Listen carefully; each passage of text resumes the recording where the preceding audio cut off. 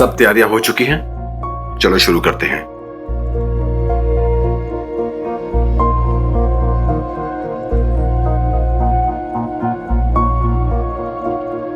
Sorry sir, थोड़ा late हो गया। रोहित मल्होत्रा की रिपोर्ट आ गई है? हाँ सर, आ गई है। तुमने देखा? हाँ सर, रिपोर्ट्स में ब्रेन ट्यूमर आया है।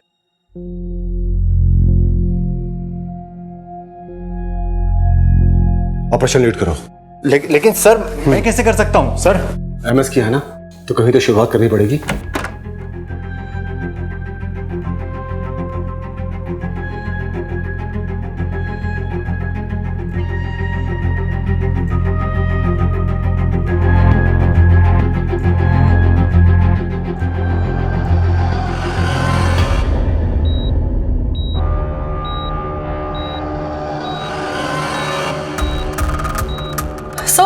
सर पल्स गिर रहा है सर। हाँ, मैं कुछ करता हूँ। सर मैं डॉक्टर प्रफुल्ल को बुलाती हूँ। हाँ, जल्दी बुला के ले आओ। Doctor Prafull, doctor Praful.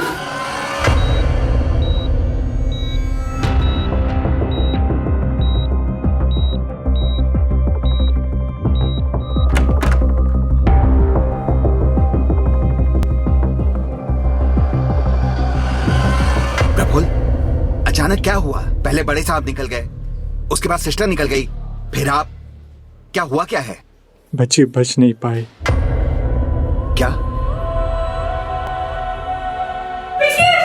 आप लोग कहाँ जा रहे हैं? आप लोग वहाँ नहीं जा सकते। आप लोग बाहर जाइए। आप लोग सब बाहर निकलिए। आप यहाँ नहीं रुक सकते। आप लोग सब बाहर निकलिए। इतना छोटा सा ऑपरेशन था, मर कैसे सकते हो आप? डॉक्टर, तुझको तो आज मैं छोड़ूंगा नहीं, काट डालूंगा उससे।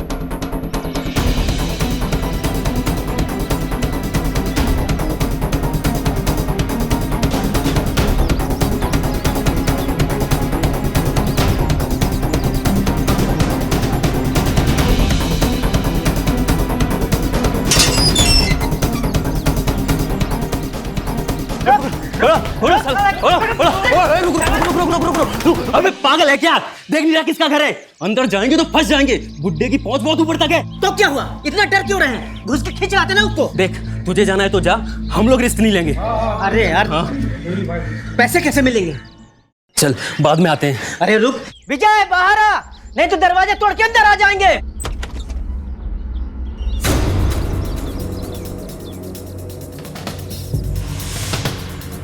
दरवाजे को या मेरे पति को हाथ भी लगाया ना तो काट के रख दूंगी।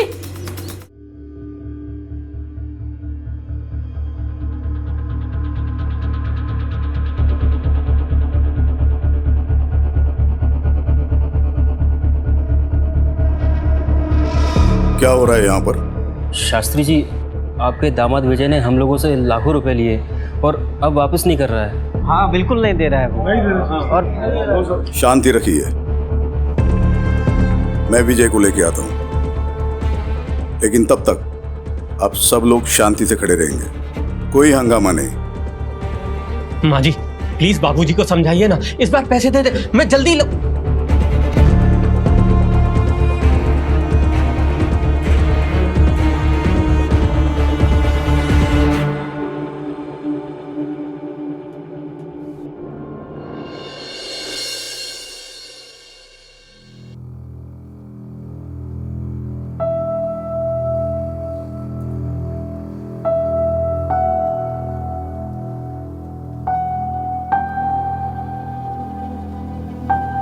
हेलो, केशव शास्त्री बोल रहा हूँ। आप यहाँ हमारे घर आ जाइए तुरंत। बाबूजी मैं आपका दामाद हूँ, आप ऐसा नहीं कर सकते। ये लोग मुझे मार देंगे। आपकी बेटी भी।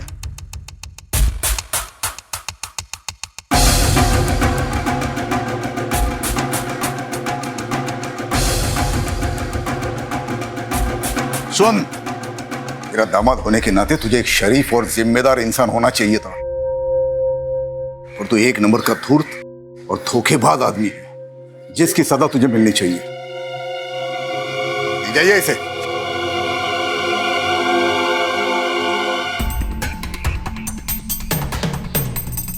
मैं चाहता हूं कि आप सभी को न्याय मिले, और जिस किसी को भी मेरे दामाद विजय से प्रॉब्लम है, वो बिना कानून अपने हाथ में लिए पुलिस की मदद ले ले, वरना वो भी मेरी नजर में उतना ही गुनहगार होगा जितना कि विजय। बाबूजी आपने ये सही नहीं किया। विद्या, अपने बाबूजी से ऐसे बात करते हैं? विद्या, सही क्या है गलत क्या है तुमसे सीखने की जरूरत नहीं है मुझे। और बाबूजी ने वही किया जो एक शरीफ इंसान को करना चाहिए। मक्खन लगाना बंद करो, अगली बारी तुम दोनों की। तुम्हें क्या लगता है मुझे पता नहीं कि मेरी गैर मौजूदगी में तुम दोनों मेरे दवाखाने में क्या करने जाते हो? सारे पेपर्स मैंने ऑडिट के लिए भेज दिए हैं। ऑडिट का रिपोर्ट आएगा तो तुम दोनों को भी भेज दूंगा जेल में हवा खाने के लिए।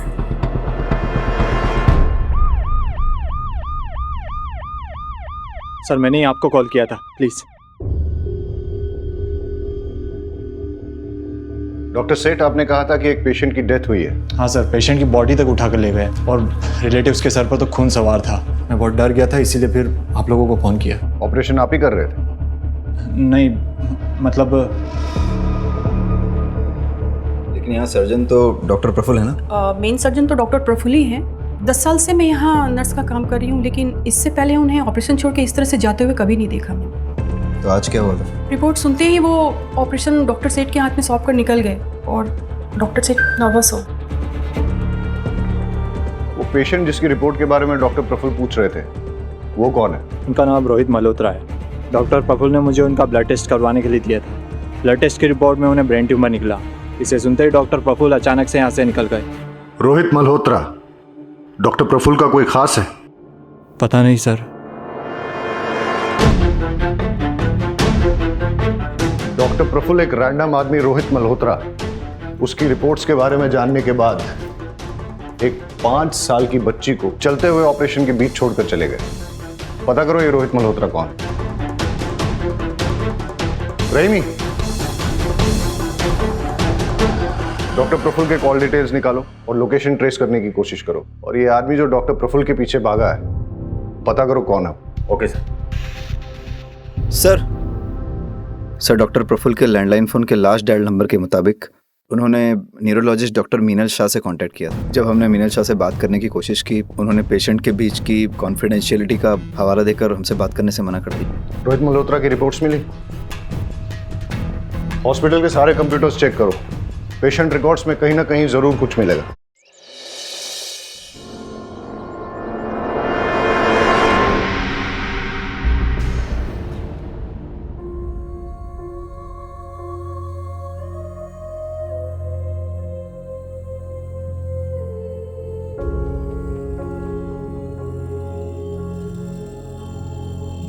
ये आप क्या कह रहे हैं? ऐसा पहले कभी नहीं हुआ। ऑपरेशन छोड़ के बीच में वो कभी नहीं गए। वो कल रात से गायब है। आपने उन्हें एक भी बार कॉल नहीं किया या उन्होंने भी आपको कांटेक्ट नहीं किया? क्योंकि ये नॉर्मल है सर। पिछले 2-3 महीने से वो काफी बिजी चल रहे थे और कई बार तो 2-3 दिन तक वो घर भी नहीं आते थे। हमारी तो फोन पर भी बात नहीं होती थी। डॉक्टर प्रफुल्ल किसी प्रॉब्लम में थे? कोई टेंशन, कोई स्ट्रेस? नहीं सर, ऐसी तो कोई बात नहीं थी। अच्छा, आप उनके किसी पेशेंट रोहित मल्होत्रा के बारे में कुछ जानती हैं? रोहित? नहीं सर। Hello sir.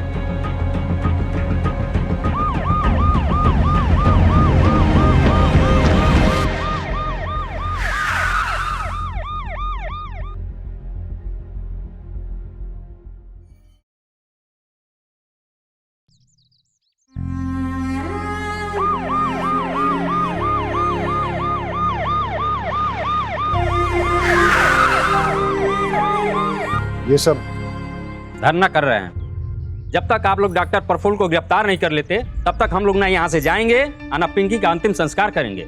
हमको न्याय चाहिए, न्याय। अरे न्याय तब मिलेगा जब डॉक्टर प्रफुल्ल मिलेंगे। अभी तो उनका पता ही नहीं है। पुलिस ढूंढ रही है उन्हें। तो जैसे ही हमें मिल जाते हैं, हम उनके खिलाफ मेडिकल नेग्लिजेंस का केस चलाएंगे। लेकिन गलती पिंकी के मामा मंगू की भी है। हॉस्पिटल में तोड़फोड़ करने का इल्जाम है उस पर, और अगर गलती से उसने डॉक्टर प्रफुल्ल के साथ कुछ उल्टा सीधा किया ना, बहुत बुरा फंसेगा। इसलिए आप हमें बता दीजिए कि मंगू कहाँ है। मुझे नहीं पता। देखिए, आप मेरी बात सुनिए और समझने की कोशिश कीजिए। आप पिंकी की बॉडी पुलिस को सौंप दीजिए। हम उसकी बॉडी का पोस्टमार्टम करवाएंगे, जिससे कि डॉक्टर प्रफुल्ल के खिलाफ केस और स्ट्रांग हो जाए। पिंकी को न्याय ऐसे मिलेगा, इस तरह धरना देने से नहीं।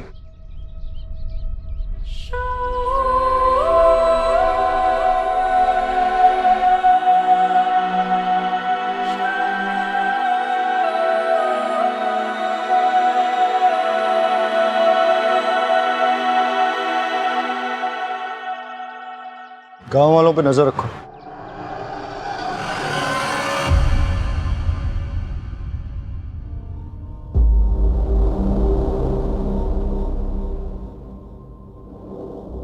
परेश, जी शास्त्री जी। मैं घर जा रहा हूं, तू भी सब निपट के जल्दी घर जाना।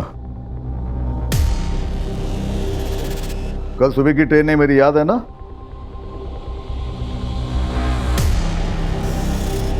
जी शास्त्री जी।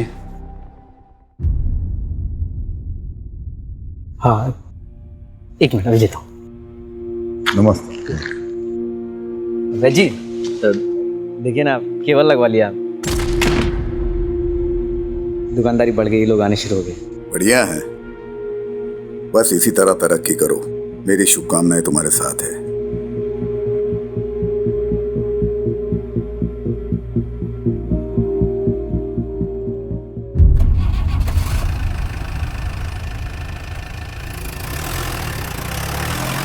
अरे चमन, शास्त्री जी को मक्खन लगानी बहुत आदत है तुझे? गिफ्ट लेने का ज्यादा शौक है क्या तुझे? क्या परेश भाई, चलिए ना आपको एक स्पेशल चाय पिलाता हूँ। स्पेशल चाय पिलाता हूँ, खुद भी ले। क्या परेश भाई, आप भी।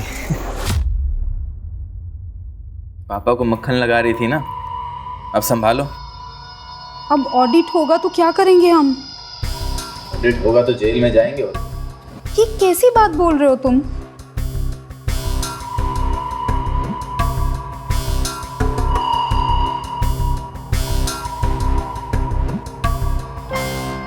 कुछ बोलोगे तुम? मुझे बहुत डर लग रहा है। तू टेंशन मत ले, सब संभाल लिया मैंने। कल अपनी जिंदगी बदलने वाली है। सच्ची?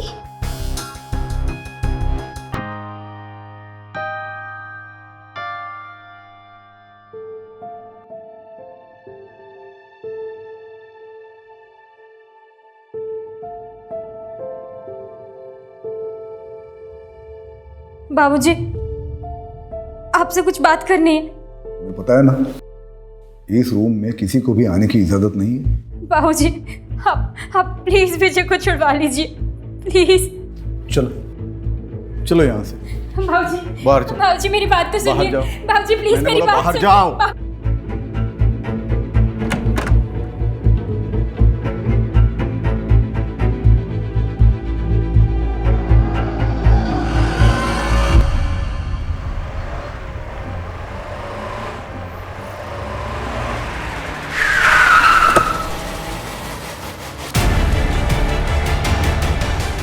शास्त्री जी,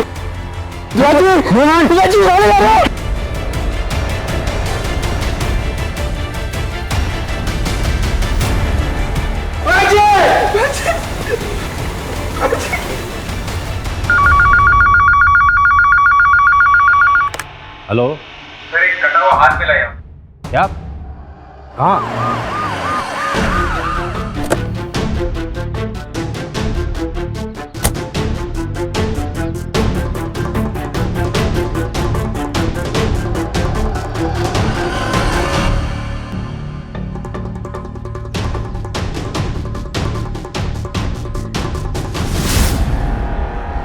फॉरेंसिक को बुलाओ। जी सर।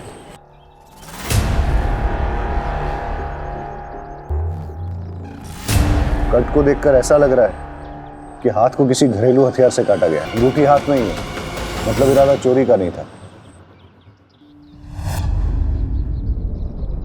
ये सब नाखून उखाड़े गए, मतलब टॉर्चर। लगता नहीं है यहाँ कोई सीसीटीवी मिलेगा। इन लोगों से पूछताछ करो, देखो कुछ और इन्फॉर्मेशन मिलती है क्या। कब देखा ये? बहुत सारे चील कौवे उड़ रहे थे, और आके देखा तो हमने पुलिस को फ़ोन लगाया। तुम लोगों ने कुछ ऐसा देखा जो बहुत अजीब हो? नहीं सर, कुछ ऐसा किसी को आते जाते कुछ फेंकते हुए? नहीं सर। आसपास के सारे पुलिस स्टेशन और हॉस्पिटल्स में पता करो कि किसी की कोई मिसिंग रिपोर्ट है क्या, या किसी ऐसे आदमी की इंफॉर्मेशन जिसका हाथ कटा हो या फिर हाथ इंजर्ड।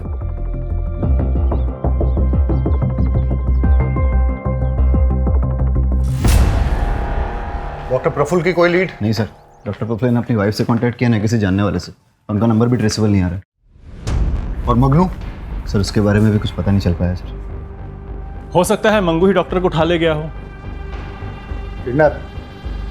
लेकिन अभी तक कोई रैंसम कॉल आया नहीं। वाघेला सर, हॉस्पिटल की इन्वेस्टिगेशन से कोई लीड मिली? यस सर, 2 बातें निकल के सामने आई सर।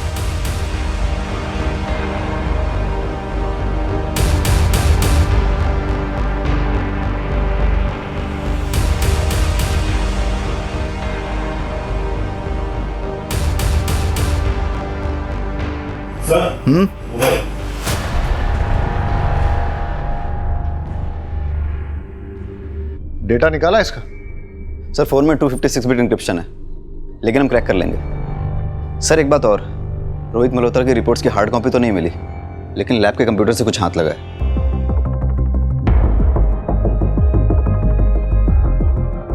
इसकी मुझे हार्ड कॉपी मिल सकती है? जी सर। सर रोहित मल्होत्रा के ब्लड टेस्ट की पेमेंट खुद डॉक्टर प्रफुल्ल ने की थी, वो भी अपने डेबिट कार्ड से। और सर रिपोर्ट्स में रोहित मल्होत्रा की पर्सनल डिटेल्स, उसका एड्रेस, उसका फ़ोन नंबर सारे फेक हैं। पेशेंट का नाम छुपाने के लिए इतनी मेहनत? सर हो सकता है रोहित डॉक्टर प्रफुल्ल का कोई करीबी हो, इसलिए उसकी रिपोर्ट के बारे में सुन के वो घबरा गया था। तो सर डॉक्टर प्रफुल्ल के मोबाइल में उसका नंबर सेव होना चाहिए। हो सकता है इस मोबाइल में सेव हो। लेकिन डॉक्टर प्रफुल्ल ने अभी तक अपनी वाइफ, दोस्तों या रिश्तेदारों को कांटेक्ट नहीं किया है, और उसकी वाइफ कह रही थी कि इससे पहले वो कभी भी ओटी से ऑपरेशन छोड़ के गए नहीं हैं।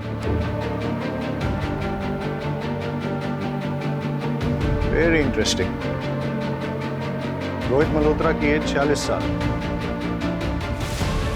डॉक्टर प्रफुल्ल की एज भी 46 साल, दोनों का ब्लड ग्रुप AB नेगेटिव, और ये डॉक्टर प्रफुल्ल के मोबाइल के लास्ट 3 डिजिट्स 436, रोहित मल्होत्रा के मोबाइल के आखिरी 3 डिजिट 643। इतना बड़ा कोइंसिडेंस नहीं हो सकता।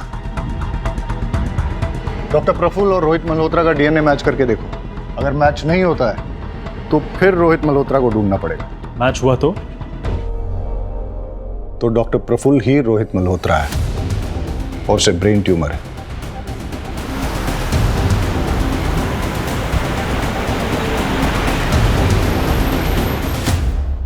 आपको पता है कि आपके पति को ब्रेन ट्यूमर है? क्या? ये आप क्या कह रहे हैं? आपको कैसे पता? डॉक्टर प्रफुल्ल ने रोहित मल्होत्रा के फेक नाम से एक ब्लड सैंपल टेस्ट करवाने के लिए दिया था। वो ब्लड सैंपल डॉक्टर प्रफुल्ल के ब्लड से मैच होता है, और इस टेस्ट की रिपोर्ट के अकॉर्डिंग रोहित मल्होत्रा यानी कि डॉक्टर प्रफुल्ल को ब्रेन ट्यूमर है।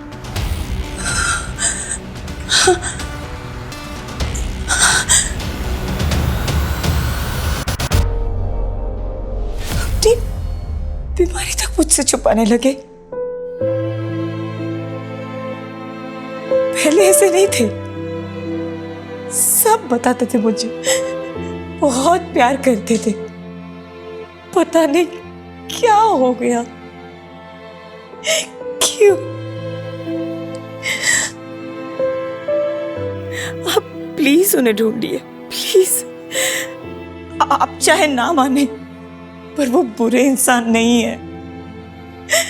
आप प्लीज उन्हें ढूंढ दीजिए, please please.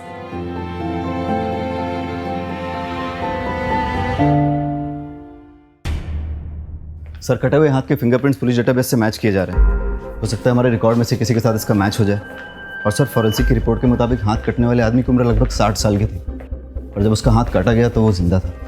Sir district police station और हॉस्पिटल से भी किसी 60 साल के आदमी के गायब होने या हाथ कटे हुए इंजर्ड आदमी के बारे में नहीं पता चला है। लेकिन कटे हुए हाथ पे जो अंगूठी मिली है उस पर एक ज्वेलर का मार्क है।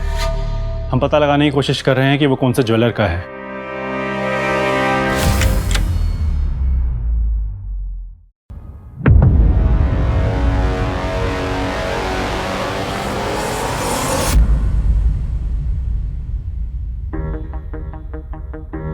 परेश भैया, ये सब दवा खाना कैसे हो गया? तू निकल यहां से। मैंने तुझसे कहा ना, निकल यहां से। चल निकल यहां से।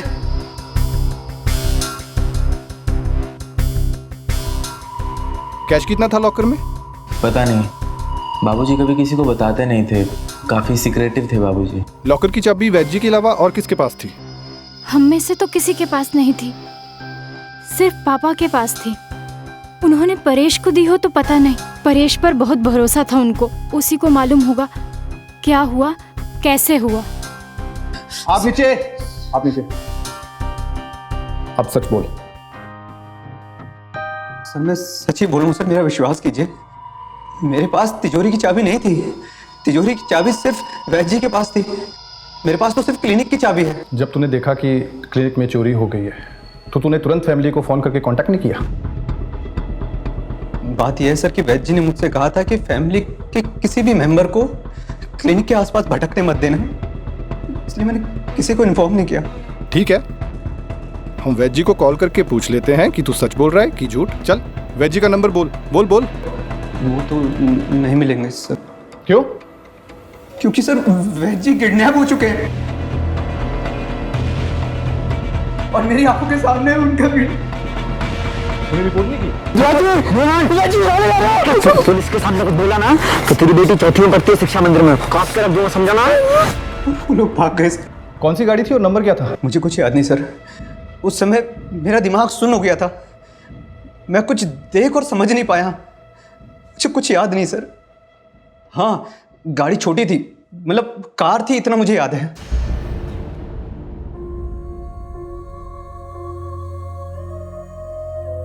शास्त्री जी कहाँ हैं?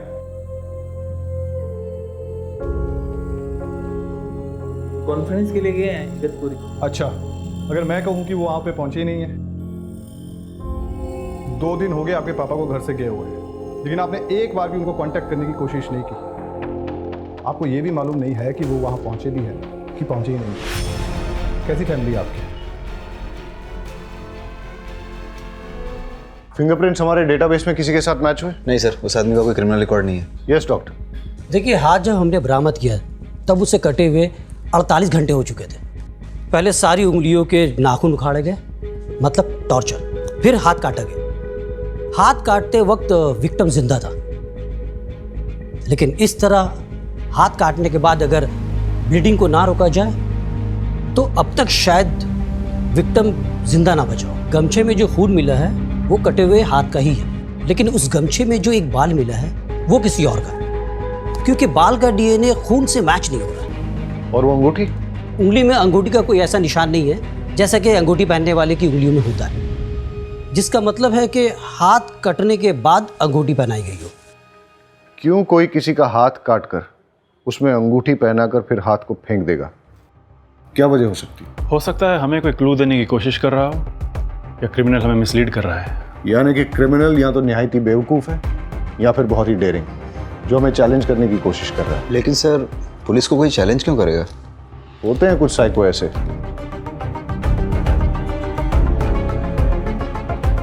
वाघेला सर, इस अंगूठी के ट्रेडमार्क से पता करो कि ये किस ज्वेलर की है, और पता करो किसने खरीदी और कब खरीदी। ठीक है सर। Thank you doctor. तो डॉक्टर प्रफुल्ल के कैबिन में मिला फोन डिक्रिप्ट हो गया है। हमें उसमें कुछ फोटोग्राफ्स और 10 फोन नंबर मिले हैं। उन नंबरों को नाम के साथ सेव नहीं किया गया है। इंटरेस्टिंग। पता करो ये 10 फोन नंबर किसके नाम पे रजिस्टर्ड हैं और इन सबसे कांटेक्ट करो। और ये जो फोटोग्राफ्स हैं वो किसके हैं? सो डॉक्टर प्रफुल्ल के और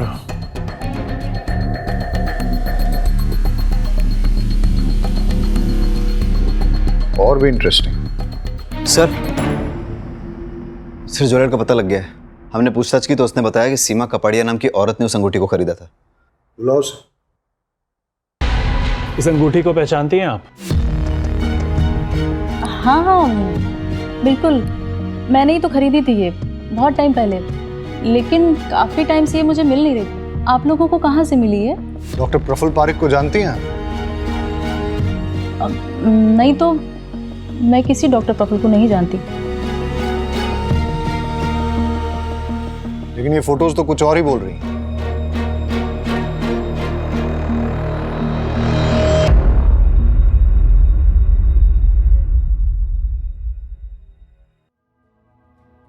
एक्चुअली सर, मैंने ही ये अंगूठी प्रफुल्ल को दी थी। वो कॉलेज टाइम में हम साथ थे, हमारा अफेयर चल रहा था। लेकिन कुछ टाइम बाद मेरी शादी मिस्टर कपाड़िया से हो गई और प्रफुल्ल की भी शादी हो गई, लेकिन हमारा मिलना जुलना अभी भी जारी था। लेकिन आपने डॉक्टर प्रफुल्ल को पहचानने से भी इनकार क्यों किया? प्रफुल्ल कुछ टाइम पहले से मुझसे पैसे मांगने लगा, कह रहा था कि उसके हॉस्पिटल में कुछ लॉस चल रहा है। मैंने स्टार्टिंग में तो पैसे दे दिए, लेकिन वो मुझसे बार बार पैसे मांगने लग गया। जब मैंने मना किया तो मेरी कुछ फ़ोटोज़ उसके पास थी, मुझे ब्लैकमेल करने लग गया। तो फिर आपने क्या किया? मैं क्या करती सर, किसी ना किसी तरह पैसे का अरेंज करके उसको देती रही, लेकिन उसकी डिमांड्स बढ़ती जा रही थी। इसलिए आपने उसको गायब करवा दिया या फिर मार ही दिया? नहीं नहीं, बिल्कुल भी नहीं सर। सर मैंने ऐसा बिल्कुल नहीं किया है सर, ट्रस्ट मी, मैंने कुछ भी नहीं किया सर, कुछ नहीं किया। अंगूठी तो डॉक्टर प्रफुल्ल की है और कटा हुआ हाथ किसी और का है। दोनों में कोई ना कोई कनेक्शन तो होना चाहिए।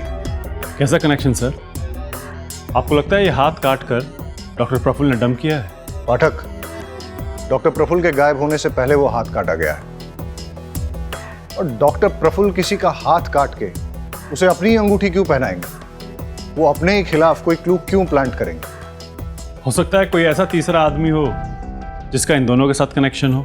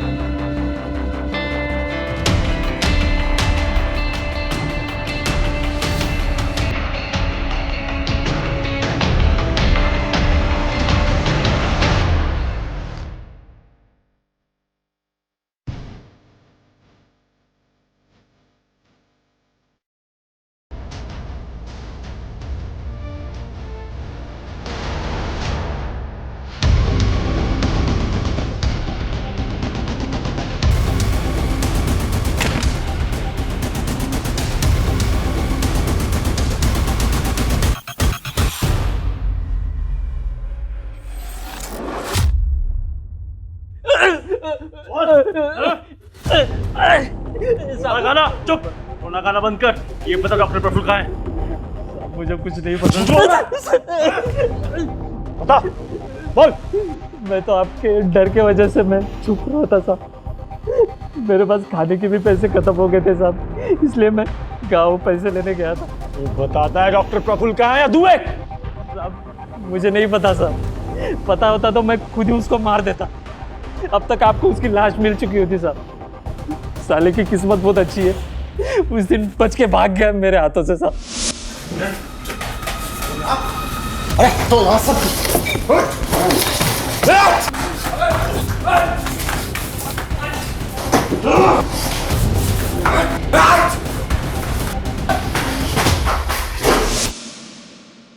झूठ बोल रहा है तू, क्योंकि जितनी चोट डॉक्टर प्रफुल्ल को लगी थी उस हिसाब से वो ज्यादा दूर तक भाग नहीं सकते थे।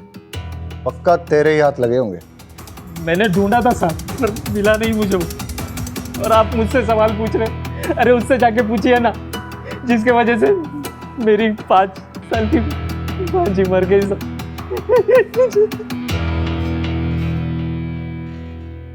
देख, उसकी वजह से उस डॉक्टर पर मेडिकल नेग्लिजेंस का केस बनता है, और ये बात पोस्टमार्टम रिपोर्ट से साफ हो जाती है कि पिंकी की मौत डॉक्टर की लापरवाही की वजह से ही हुई थी।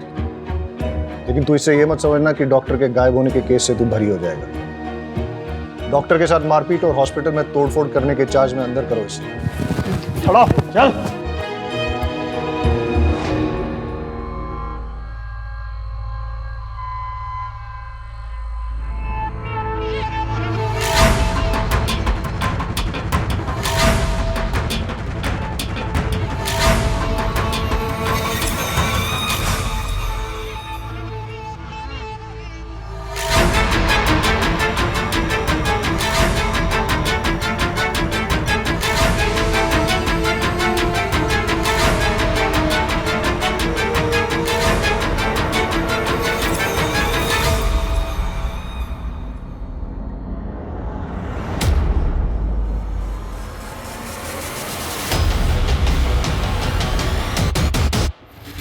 सही कहा था आपने कि वैद्य जी किसी को भी अपना लॉकर छूने नहीं देते, लेकिन हमें वहाँ पर एक और फिंगरप्रिंट मिले हैं और वो आपके हैं।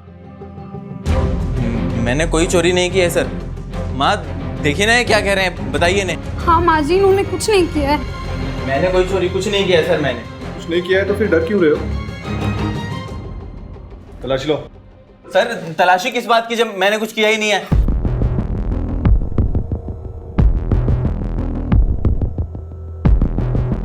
सर आपको जरूर कोई गलतफहमी हुई है, आप मेरी बात समझने की कोशिश कीजिए।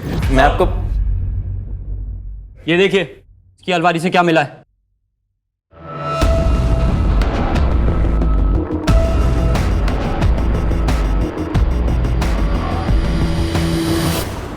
सर जो 10 फ़ोन नंबर प्रफुल्ल के सीक्रेट फ़ोन से मिले थे उन सब से कांटेक्ट किया। ज़्यादातर लोग बात नहीं करना चाहते, लेकिन जो सबसे फ्रीक्वेंट कॉलर मेहता है वो मिलने को तैयार है, उसे बुलाया है। चलो देखते हैं मेहता क्या कहता है। एक नंबर का फ्रॉड है सर। इलाज के नाम पर लाखों का चूना लगा दिया। पहले बोला कि मिरेकल ड्रग है, फिर जब कोई फायदा नहीं हुआ तो बोला कि एक्सपेरिमेंटल था। मिरेकल ड्रग, एक्सपेरिमेंटल, जरा खुल के बताइए कौन सा ड्रग और किस बीमारी का इलाज? सर मैं इम्पोर्टेंट हूं, नामर्दानगी का इलाज करा रहा था। सर मेहता और बाकी 9 लोग जिनके नंबर उस फोन में से मिले थे उनका कच्चा चिट्ठा निकालते हैं। हो सकता है इनमें से किसी ने डॉक्टर प्रफुल्ल से बदला लेना चाहा हो सकता है कि तुम्हारी थ्योरी सही हो,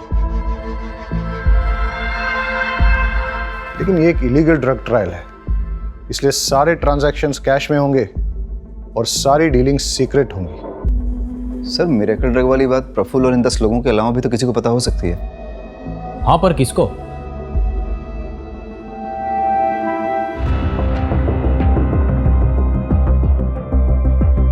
वो 10 आदमी जिन पे ये ड्रग एक्सपेरिमेंट चल रहा था, उनमें से किसी ने भी डॉक्टर प्रफुल्ल या आपको कोई धमकी वगैरह दी? दिनेश मेहता नाम का एक आदमी कुछ दिन पहले घर आया था। आपको मेरी बात समझ में आ रही है नहीं आ रही है? देखिए मिस्टर मेहता, आप मुझे इस तरीके से धमका नहीं सकते।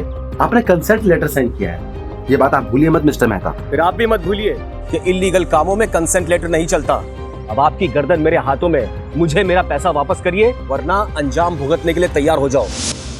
प्रफुल्ल ने क्या कुछ नहीं किया पैसे कमाने के लिए, पर क्या मिला इस पैसे से? सब बर्बाद कर दिया, कुछ नहीं बचा है। डॉक्टर प्रफुल्ल ने आपके नाम पे 5 करोड़ की इंश्योरेंस पॉलिसी ली है। आप कहना क्या चाहते हैं? कुछ नहीं, मैं सिर्फ इतना याद दिला रहा हूँ कि उनके जाने के बाद भी आपको पैसों की तंगी नहीं होगी। 5 करोड़ रुपए बहुत होते हैं। आप मुझ पे शक कर रहे हैं? जब तक हमें किसी के खिलाफ कोई ठोस सबूत नहीं मिल जाते तब तक हमारे लिए सब सस्पेक्ट है।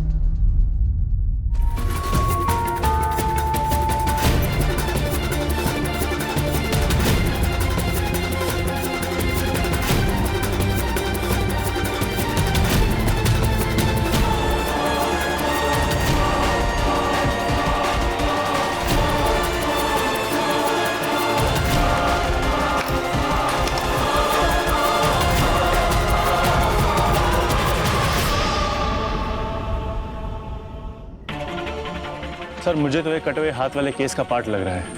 देखिए ना, इस पैर को ऐसी जगह डंप किया है जहाँ पे आसपास सीसीटीवी कैमरा होना मुश्किल है। वागेला रहीमी, आसपास चेक करो, कुछ और क्लू मिलता है क्या?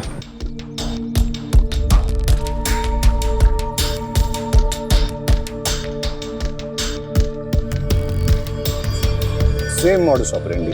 पैर को काटने से पहले टॉर्चर किया गया है, नाखून उखाड़े हुए हैं, लेकिन इस बार डिफरेंस सिर्फ इतना है कि पैर को किसी प्रोफेशनल तरीके से काटा गया है, जैसे कि किसी सर्जिकल इंस्ट्रूमेंट से।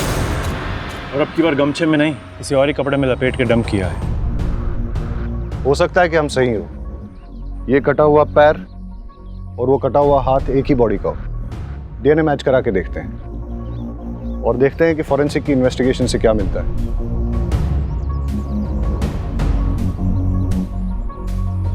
लगता है एक स्टेट वाइड अलर्ट जारी करवाना पड़ेगा किसी 60 साल के आदमी की मिसिंग के लिए।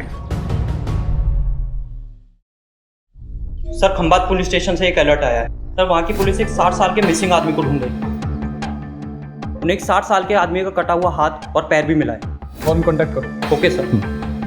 आप हमें केशव शास्त्री का डीएनए सैंपल भेज दीजिए। हम कटे हुए हाथ और पैर के डीएनए से उसे मैच करके देखते हैं और आपको अपडेट करते हैं।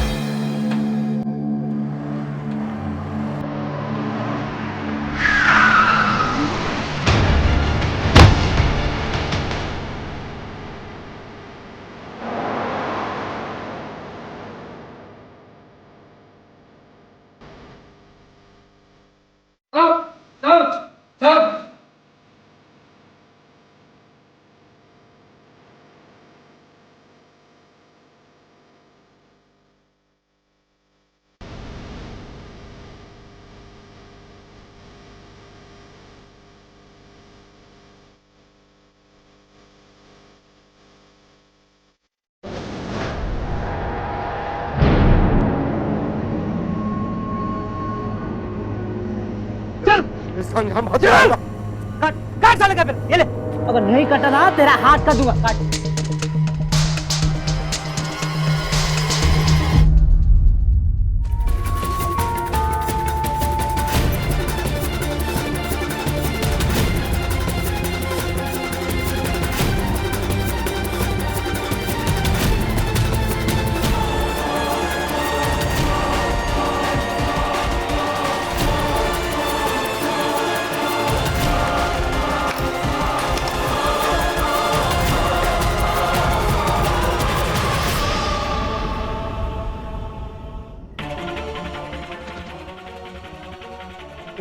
उठ इधर देख। हाँ? अंगूठी भेजेगा पुलिस को, बहुत शानपति दिखाता है। हाँ?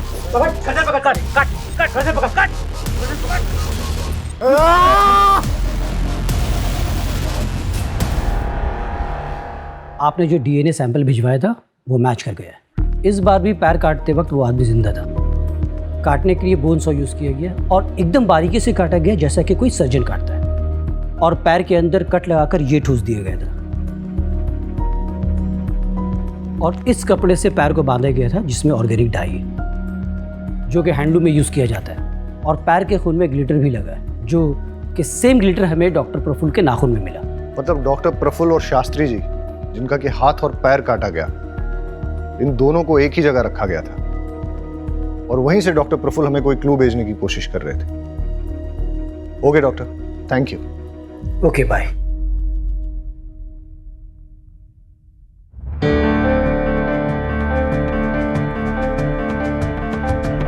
ये बीड्स, हैंडलूम और इस कपड़े में जो ऑर्गेनिक डाई लगी है, ऐसा काम तो आसपास के एरिया में एक ही गांव में होता है।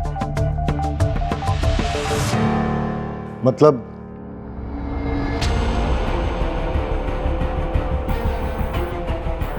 इंस्पेक्टर शेखर। Yes sir. मैंने आपको यहाँ इसलिए बुलाया है क्योंकि हमें विक्टिम की लोकेशन का पता चल गया। आप लोग भी चलिए हमारे साथ। सर।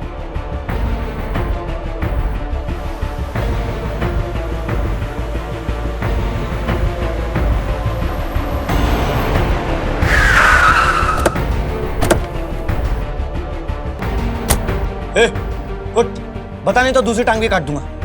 बता। कुत्ता लेके। अबे कुछ भी और काटा ना ये मर जाएगा। साहब हमारे गांव में काम चलता था लेकिन कोविड की वजह से बंद हो गया। पास में एक फैक्ट्री है, उधर देख सकते हैं। ऐसे नहीं मर सकता। बहुत बड़ा प्लान है मेरा, ऐसे नहीं मर सकता।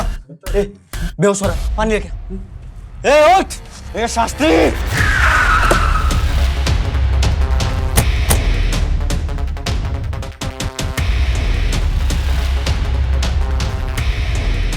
शास्त्री भाई ये मर जाएगा। अबे छोड़। चल हम निकलते हैं। नहीं। हा? नहीं छोड़ उसको।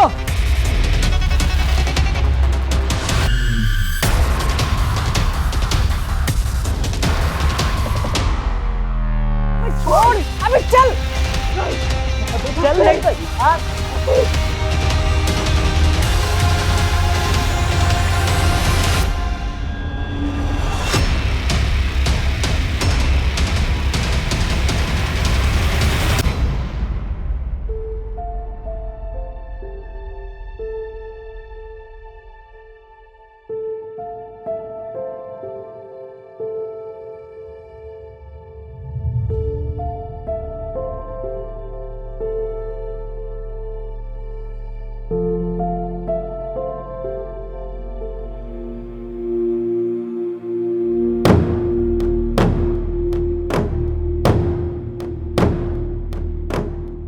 यही वो किताब है ना जिसके पीछे तुम लोग पढ़े थे। इस किताब में आयुर्वेदिक सीक्रेट्स हैं जिससे कि शास्त्री जी इलाज किया करते थे। तुम लोगों को क्या लगा तुम इस किताब को हासिल करके शास्त्री जी जैसे अमीर बन जाओगे? सर, प्लान छोटा नहीं था। एक बुक को पढ़कर हम लोगों को दवाइयाँ बनानी थी, फिर उसे बड़े बड़े कंपनीज में बेचना था। प्लान मस्त था, लेकिन साहब गुस्से में आकर सब गड़बड़ कर दिया चमन भाई ने। अबे ये क्या किया तूने? पागल हो गया क्या तू? कुछ पता ही नहीं रहा। अबे ये डॉक्टर बुलाना पड़ेगा, नहीं तो ये मर जाएगा। चल पास का हॉस्पिटल से डॉक्टर बुला के लाते हैं। डॉक्टर तुझको तो आज मैं छोड़ूंगा नहीं।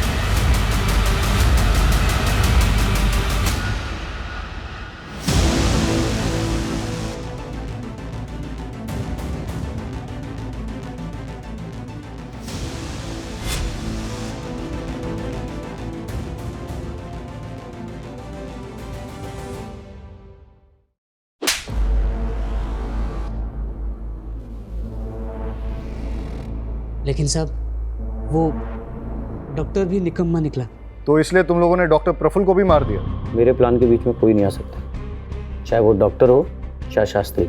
मैं दवाई बना के बेच कर रहा हूँ। सर, लगता है पागल हो गया है।